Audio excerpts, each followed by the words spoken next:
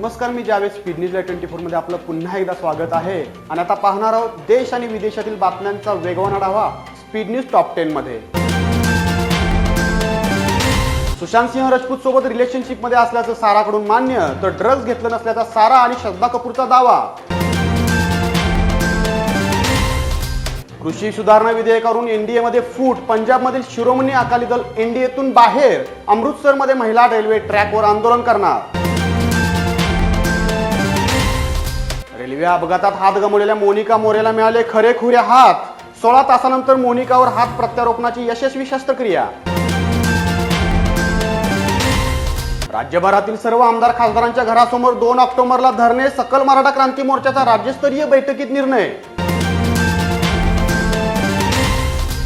आता बातमी आहे कोरोनाची. राज्यात कोरोनातून बरे झालेल्या रुग्णसंख्येने ओलांडला 10 लाखांचा टप्पा. आरोग्यमंत्री राजेश टोपे यांची माहिती. युती तुटल्यानंतर पहिल्यांदा संजय राऊत आणि देवेंद्र फडणवीस यांची भेट. राजकीय वर्तुळात चर्चांना उधाण, तर सामनाच्या मुलाखतीसाठी भेटल्याचा राऊतांचा दावा. हिंदी चित्रपटसृष्टीतील कलाकारांना ड्रग्ज पुरवणाऱ्या दोघांना मुंबई पोलिसांकडून अटक. कारवाईत 139 ग्रॅम एमडी जप्त. ड्रग्ज संदर्भात चॅट केलं मात्र ड्रग्ज घेतलं नाही. चौकशी दरम्यान अभिनेत्री दीपिका पादुकोणची कबुली. गरज पडल्यास पुन्हा चौकशीची शक्यता.